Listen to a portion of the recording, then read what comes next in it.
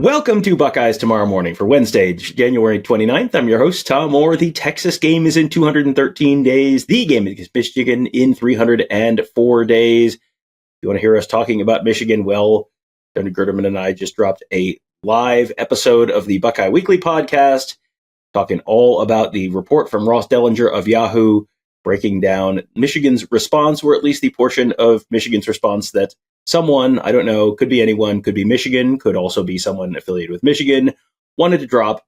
That came out on Tuesday night, did a live Buckeye Weekly instant reaction show on that, so you can find that in the Buckeye Weekly feed. But in the meantime, we're talking Ohio State quarterbacks. We're starting our positional preview for heading into the spring, which somehow is kind of already slightly around the corner. So anyway, before we get to that, we got to thank our friends from Grateful Griddle. If you are planning your next event, you should make it unforgettable with Grateful Griddle. Columbus's favorite food truck is serving up smash burgers, gourmet sandwiches, and good vibes. Book your catering today at gratefulgriddleoh.com, and you want to try them out? Well, they're going to be at Standardized Brewing in Lewis Center this Sunday from 11 to 8, so go check them out and tell them your friends at Buckeye Huddle sent you. So, all right, speaking of friends at Buckeye Huddle, I'm going to welcome in Tony Gerdeman of, coincidentally, Buckeye Huddle. And Tony, we're going to be talking about the position by position breakdown at quarterback. This is a position where it is an open position. Will Howard is gone. Devin Brown is gone. Aaron Noland is gone. Now they've got three guys on the roster right now. Might be bringing in someone else in the portal after the spring. We'll see how that all goes, and we'll talk about that in a minute.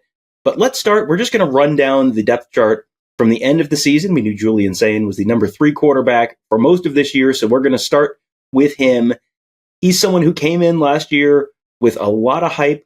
We saw a little bit. You saw some flashes from him, but obviously a true freshman season in a year where they have a lot on the line. We haven't seen probably nearly as much of Julian Sayin as we will this spring, but it feels kind of appropriate to start the quarterback preview for this year with him. Yeah, I think he's the guy that everybody talks about when you talk about 2025 starting quarterback. That's locally, and that's also nationally, given his 5-star status, and you get him from Alabama after Nick Saban retires, and he was the closest guy in terms of the depth chart. Like, he's the highest guy remaining after Will Howard and Devin Brown left, because he was the third string guy and had, sort of maybe begun battling for that backup job late in the season. And he's the only guy on the roster that's thrown a pass. So he was, I believe, 5 of 12 this year. Lincoln Kienholz did not throw a pass. We'll talk about him. But when you talk about the most experience, I don't know that he qualifies as the most experienced, but he got the most experience in 2024, which I think is where you start. The most recent experience, for sure. And, he's someone who fits, I don't know, we'll see exactly what his game looks like when we get to see him a little more this spring, although I was going to say, we'll see if he's as mobile as Will Howard, but that's always so hard to judge in the spring when they have those black no contact jerseys on. Everyone looks like an All-American with the black no contact jersey on, because look, he's fearless, running right between the tackles. Like, yeah, it's easy to be fearless in the black jersey. It's easy to look fast, and everyone has to pull up when they get near you. But he does feel like someone who potentially fits in very well with what Ohio State was doing on offense this year. We'll see what the arm strength looks like when we get to see an extended run. We'll see what the accuracy looks like when we get to see an extended run. We'll see what the mobility looks like when we get to see an extended run. But it does feel like he was brought in and sort of fit in right with all the other guys in that quarterback room in terms of sort of the tools that he brings. Yeah, and they brought him in already having Aaron Noland on the roster. So he was a guy that Ryan Day really, really liked. And Dylan Raiola was already committed to Ohio State, so Julian Sayin went off to Alabama. But when Sayin had the opportunity to leave Alabama, he pretty quickly looked to Ohio State and Ryan Day and wanted to play for Ryan Day. And so they have this connection, and clearly Sayin likes the offense. Ryan Day likes what Julian Sayin can do. Chip Kelly raves about his maturity and ability to run the offense. So everybody's saying all of the right things publicly. And then you did see him basically, climb the depth chart and move past Lincoln Kienholz and was the third string guy. So I want to see more. 5 of 12, like I said, in the regular season, not that great, but we did see glimpses in practice last year where you're like, oh, okay, yeah, I definitely see it. I see what they're talking about because he was an aggressive freshman quarterback in some of those practices that we saw. Yeah, and I feel like we saw a lot more of him during the practices in the fall when they were running those kind of side-by-side fields, and even in the spring where you could see different guys running the same basic plays against sort of an amalgamation of the ones and the twos on defense. And he didn't look wildly out of place as a true freshman. That's a very impressive marker for his career. Well, obviously, as I said, get to see a lot more of him once spring ball does open. Next guy is Lincoln Kienholz. He is, and this is bizarre to say, the most experienced player in that quarterback room, having arrived at Ohio State in June of 2023. Boy, so long ago. He basically a year and a half at Ohio State, 18 months, and that makes you the grizzled veteran in this quarterback room. He's someone who, when he was getting to campus and when he was first on campus in 2023, you heard a ton of good stuff. The coaching staff really, really liked him. He got thrown into the fire in sort of an unfair kind of way in that Cotton Bowl at the end of that year. And the numbers didn't look great from that game, but that's one where I think you really have to kind of go, that really wasn't a fair spot to get put into. And then didn't end up throwing a pass, as you said, this year. So, he's been here for 18 months, but he's almost as much of an unknown in some ways as Julian Sayin is. He is, and I believe he was 10 of 25 or so, 10 of 22 as a true freshman in 2023, and came to Ohio State knowing that he was going to need to develop, and has said all the right things about developing at Ohio State. And like when you're here for 2 years as a quarterback and you really haven't played, the questions are like, so why are you still here? Like you can transfer, right? Like what's wrong? Are you not allowed to leave the state?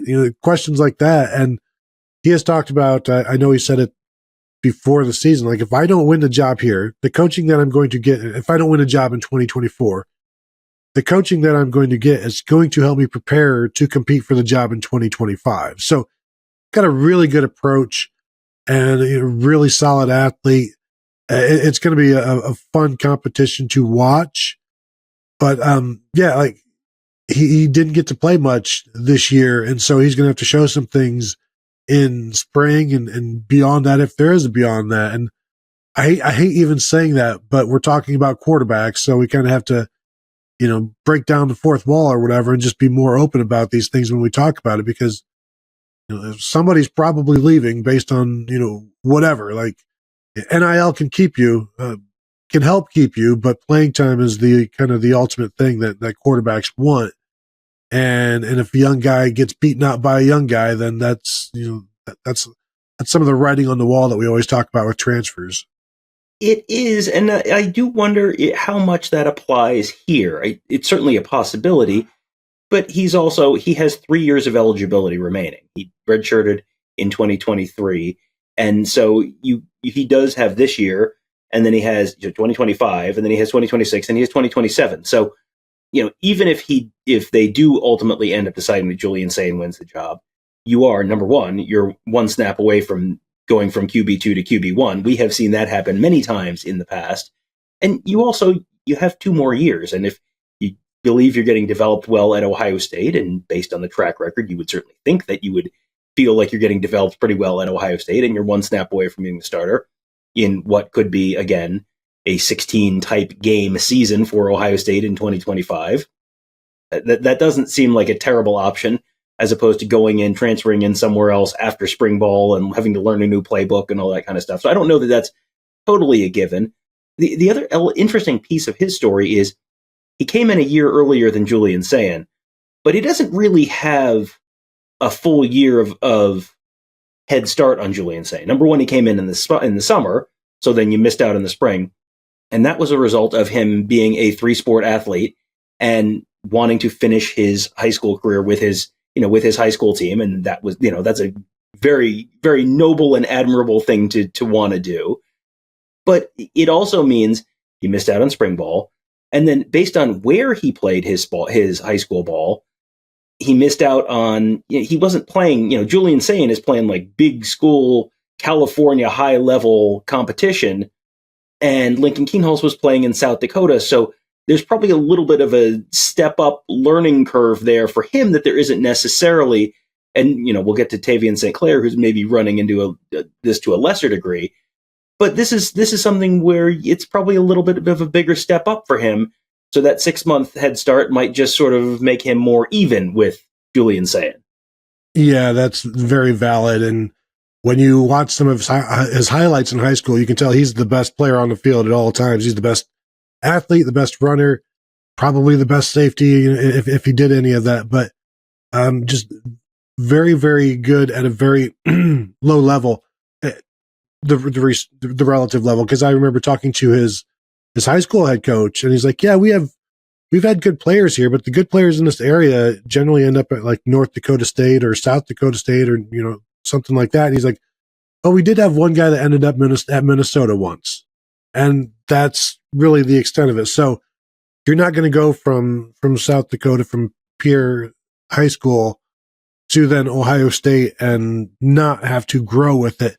I think some of the good news is that he saw Devin Brown wait 3 years before moving on and tried to win the job and compete for it and was there as a backup. And I'm not saying Lincoln Kienholz is going to be the backup, because I've not seen enough from Julian Sayin to think he's definitely going to win the job, other than the fact that he's the highest remaining person on the depth chart. But he's not so high that he's not catchable by Lincoln Kienholz. And 2-3 years in, you start to this is your first language by that point. Like you're a native speaker of this, and I'm fascinated to see what it looks like when he has the opportunity to be getting at least a third of the snaps in the spring, because when we see him, he's usually 4th, 5th, and getting some, 3rd, 4th, 5th, and not getting as much work as he could. And boy, he's probably going to get all the work he can take in the spring.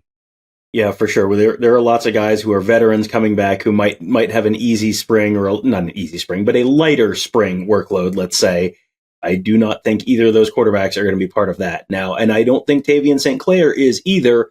I have already seen, well, Tony, he's a 5-star quarterback coming in.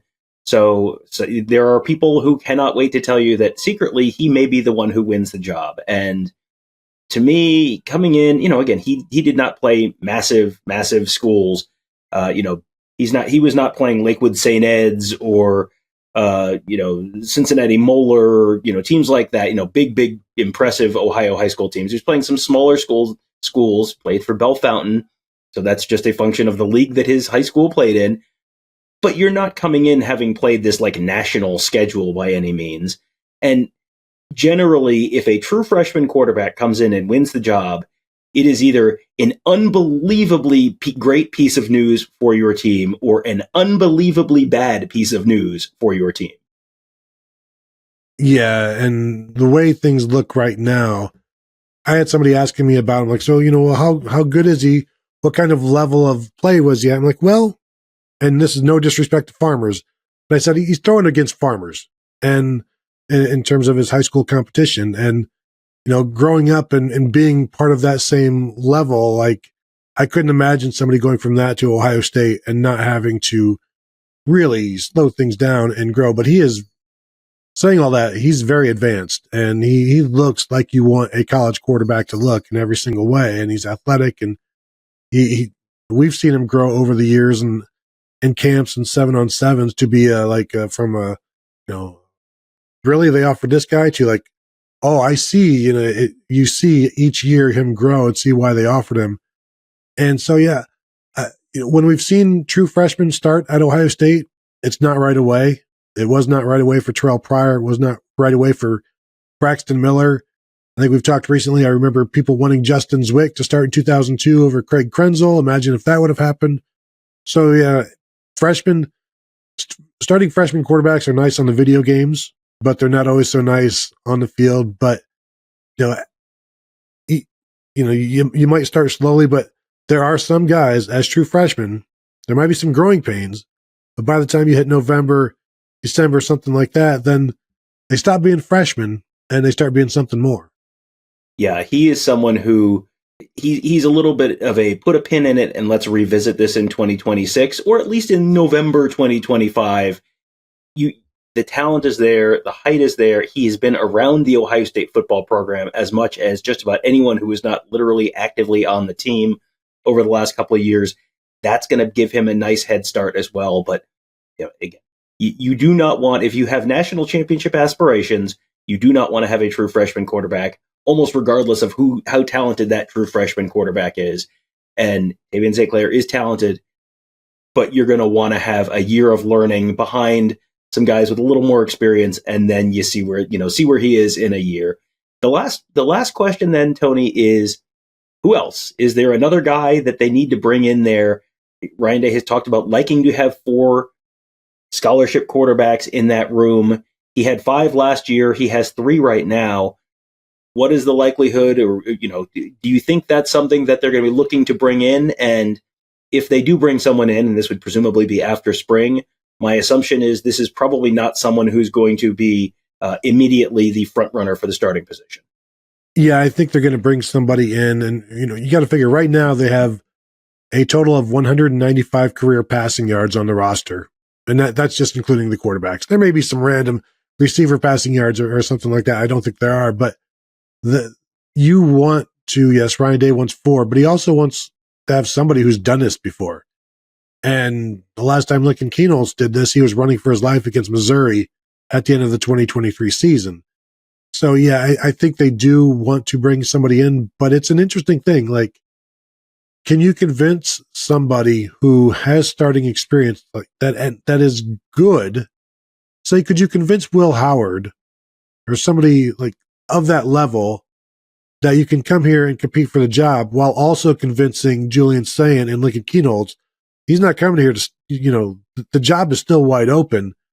And so there's this, maybe you have to dial it down. It can't be Will Howard. It has to be somebody like, 5/8 of Will Howard or 6/7. Like, it can't be quite that level because you don't want to scare anybody away, but still somebody that is good enough should the young guys not work out, that your season is not completely lost. So it's going to be fascinating to see what Ryan Day does there and how he does that, how he massages things, and how they operate.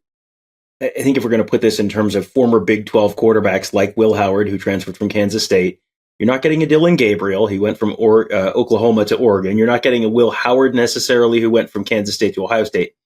You might be getting like an Alan Bowman type, who went from, he kind of ping-ponged around a bunch. I'm not going to get the order of this right, but it was something like Texas Tech to Michigan to Oklahoma State, and there might have been another stop in there somewhere where you get kind of the veteran journeyman kind of type. And we sort of always shorthand this as the Chris Chuganoff type. And Chug went to West Virginia and started a couple games, but was not the like multi-year starter or anything like that. And he came in and was an incredibly valuable backup for Ohio State, and came in and played some very meaningful snaps at certain times, and was the reason we call this the Chris Chuganoff type model is because he was like the perfect example of what they're looking for right here, where it's a guy who's played before, a guy who's a veteran, a guy who's not coming in assuming he's going to be the starter necessarily, and someone who can come in and, if you need a break glass and truth type in case of emergency type of guy, that's what you're looking for. So we will see who they can find, if they can find someone. That's probably more of a post-spring conversation. But boy, is there going to be plenty to talk about this spring as the Buckeyes start to defend their national championship, following that quarterback battle quite closely. We'll be following lots of other positional battles quite closely as well. That's all at BuckeyeHuddle.com. That's where Tony, Kevin, and I cover the team. Mark covers recruiting. We got our whole team of X's and O's gurus there. Make you a smarter football fan, all at BuckeyeHuddle.com. The stock of national championship confetti is down to, I can see the bottom of the bag right now. So if you want yours, you should sign up right now at BuckeyeHuddle.com. Mailing that out to our subscribers. You can sign up today, get information on our board on how to request some of that and get that mailed to you. Plus all the other good stuff that comes with being a member at BuckeyeHuddle.com. All the folks I just mentioned, plus our board, the Huddle Board presented by Jeff Ruby's Columbus. Lots to talk about there. We hope to see you there. That will do it for today. Thank you guys all for joining us. Have a great day. We'll talk to you tomorrow.